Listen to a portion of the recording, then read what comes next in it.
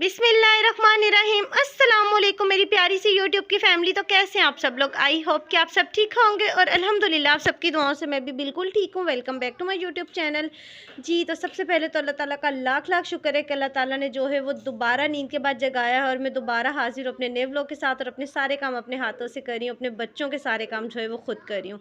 और अल्लाह ताला से दुआ है कि इसी तरह ज़िंदगी को जो है बेहतर से बेहतरीन बनाए और हमें हमेशा अपना शुक्र अदा करने वाला बनाए। आमीन सुम्मा आमीन। और यहाँ पे जो है मैं बच्चों के लंच के लिए बना रही हूँ फ्रेंच फ्राइज़। और ये वाला काम जो होता है वो तो मॉर्निंग के स्टार्ट में यही होता है कि बच्चों का लंच रेडी करना है, बच्चों का ब्रेकफास्ट रेडी करना है। तो बस ये वाले काम जब होते हैं ना तो बड़ी एक सेटिस्फेक्शन सी जो है वो मिल जाती है। और ब्रेकफास्ट के लिए जो है मैंने बच्चों को ब्रेड का स्लाइस दे दिया था, साथ में बटर जैम दे दिया था। और बच्चों को जो फ्रेंच फ्राइज़ मैं देती हूँ ना तो फिर क्या करती हूँ कि साथ में फ़ोर्क दे देती हूँ। इससे ये होता है कि बच्चों के जो हाथ है वो ऑयली नहीं होते और बच्चे ईज़िली जो है ना वो खा लेते हैं। और साथ में मैंने बच्चों को एक-एक बिस्किट दे दिया था।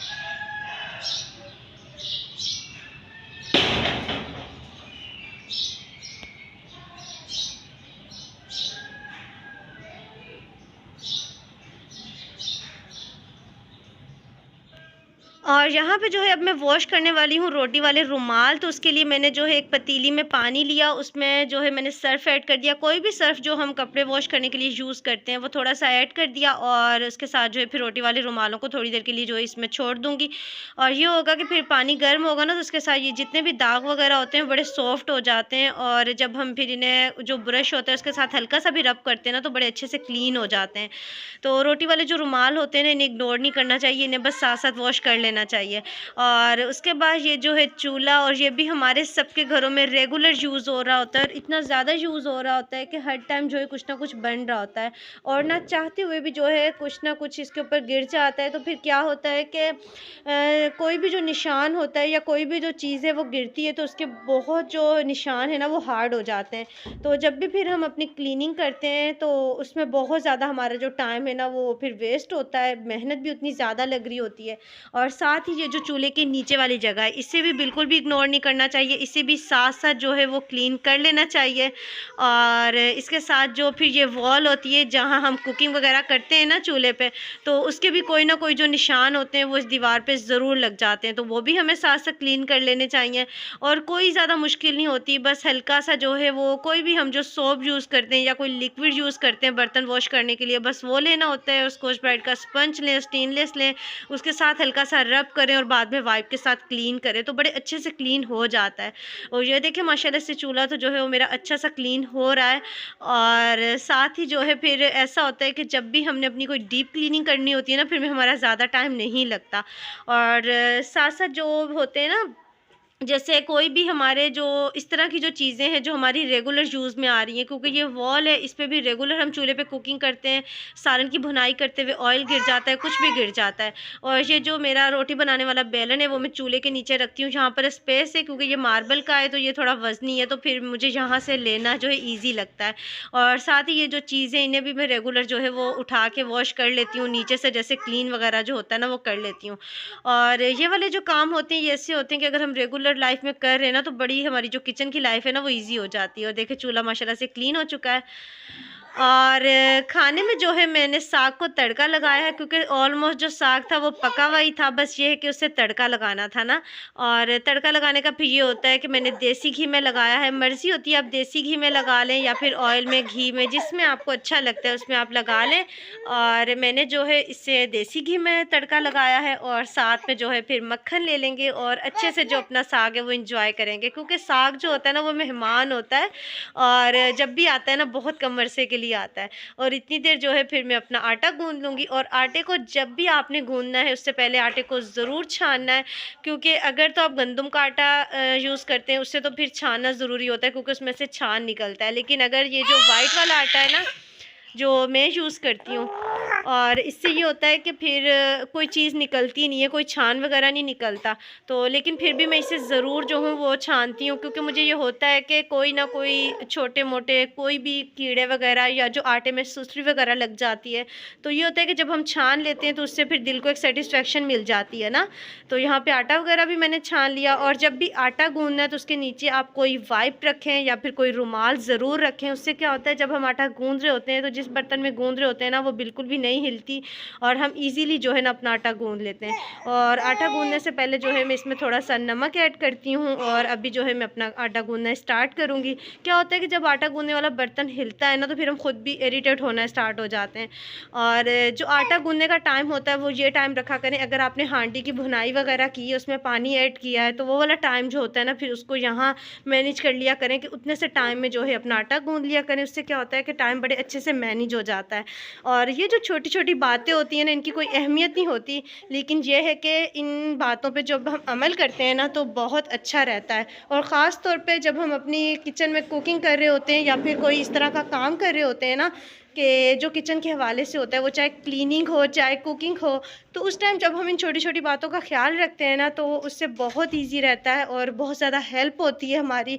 और हम अच्छे से अपने जो काम है, वो अच्छे से मैनेज कर लेते हैं, अपने किचन को अच्छे से मैनेज कर लेते हैं। क्योंकि जिस तरह से हमारी दूसरी लाइफ़ है ना, किचन की भी एक लाइफ़ होती है। तो जब हम किचन में इस तरह के छोटे-छोटे काम करते हैं ना और इन बातों पे अमल करते हैं, तो उससे हमारी किचन की लाइफ़ बड़ी ईज़ी हो जाती है।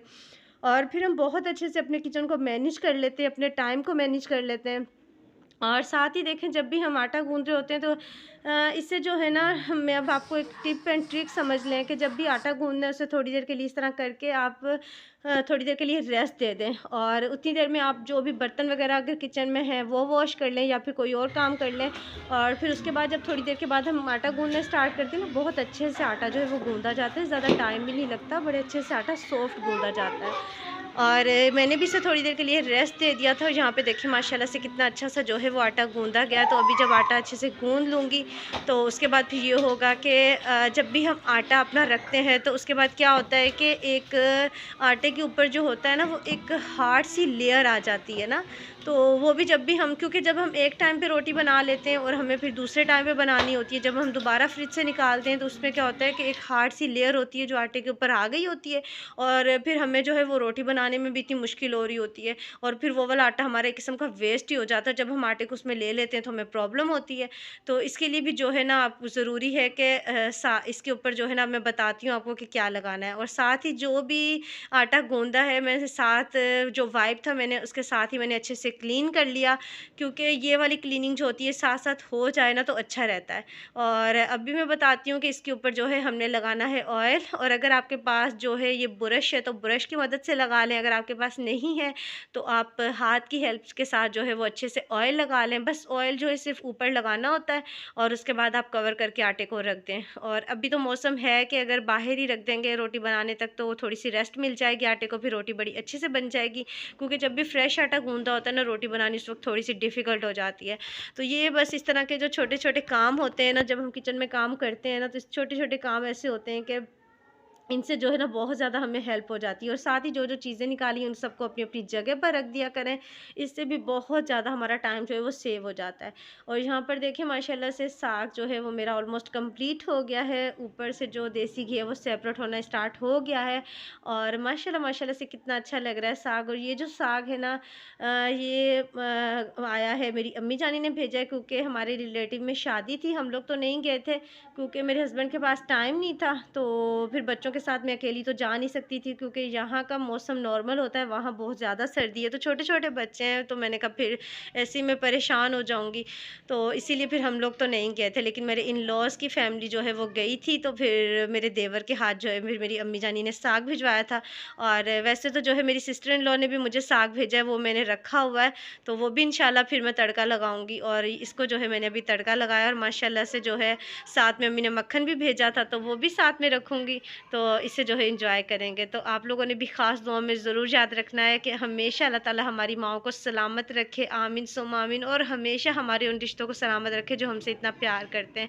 और सच में अल्लाह ताला से दुआ करनी चाहिए, क्योंकि ये जो होती है ना, इस तरह की चीज़ें होती हैं, ये बहुत मेहनत से बनती हैं ना। जब कोई इतने प्यार से हमें देता है, तो इसकी बहुत ज़्यादा हमें खुशी हो रही होती है कि इतनी ज़्यादा मेहनत करके हमारे लिए कोई प्यार से, मोहब्बत से हमें कुछ भेजता है। तो माशाल्लाह से जो मेरी सिस्टर इन लॉ ने साग भेजा था, वो भी बहुत मज़े का है, उसे मैंने अभी तड़का नहीं लगाया, वो भी मैं लगाऊंगी किसी दिन। इससे जो है फिर मैंने लगा लिया था। मैंने भी जो है ये थोड़ा-थोड़ा जितना मेरे आस-पास जो थे मैंने उनको दिया था, क्योंकि ये एक ऐसी चीज़ होती है, ये बहुत कम अरसे के लिए आती है। और बस ये होता है कि इससे जो है हम जितना मिल बाँट के खाएँ उतना सही रहता है। और साथ में अलसी की पिन्नियाँ भी भेजी थी अम्मी जानी ने, वो भी मैंने थोड़ी-थोड़ी जितनी-जितनी हिस्से में आई थी, वो भी मैंने सबको दी थी, और वो भी बहुत मज़े की हैं। और माशाल्लाह से ये होता है कि चीज़ हम अकेले जब खाते हैं, वो भी हमने खानी होती है, जब हम मिल बाँट के खाते हैं, तो उसमें अल्लाह ताला बहुत बरकत अता करते हैं। और ये ऐसी चीज़ें होती हैं ना, मैं कहती हूँ कि जितना ज़्यादा हम मिल के खाते हैं उन चीज़ों को, उतनी ज़्यादा अल्लाह ताला बरकत भी डालते हैं।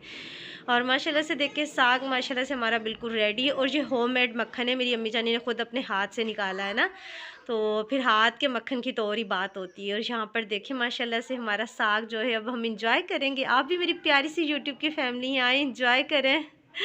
और यहाँ पर जो है अब खाना एंजॉय करेंगे। और माशाल्लाह से जो साग है ना, ये तो राइस हो, रोटी हो, पराठा हो, सबके साथ बहुत मज़े का लगता है। और यहाँ पे जो है हम सब लोग वेट कर रहे थे, क्योंकि हमने ऑर्डर किया था, वो रिसीव हुआ है। तो बस अभी बच्चों की आप एक्साइटमेंट चेक करें कि बच्चे कितने ज़्यादा एक्साइटेड हैं। मज़ा आ गया, मज़ा आ गया, आज पार्टी हो। और बच्चों ने जो है वो कहा था अपने बाबा जानी से कि हम लोगों ने पिज़्ज़ा खाना है, तो फिर इनके बाबा जानी ने वो ऑर्डर किया था। और अपने लिए तो जो है वो मैंने कहा था कि मुझे चिकन पास्ता मंगवा दें, तो वो आया। तो बस अभी जो है ओपन करते हैं और देखते हैं कि कैसा आया है ना। और बस ये छोटी-छोटी खुशियाँ होती हैं बच्चों को, इस तरह से छोटी-छोटी ट्रीट जब दे देते हैं ना, तो बड़ा अच्छा लगता है। जब बच्चे हैप्पी होते हैं तो पेरेंट्स ऑलरेडी हैप्पी हो जाते हैं। हाँ, पिज़्ज़ा तो बहुत यम्मी लग रहा है, और बस अभी जो है वो एंजॉय करेंगे। और अभी जो है ये तो देख लिया है कि ये कितना मज़े का लग रहा है, तो बस अभी जो है ये खाएँगे। और साथ में जो चिकन पास्ता है, मैं उससे भी जो है वो ओपन करती हूँ, देखते हैं कि वो कैसा है।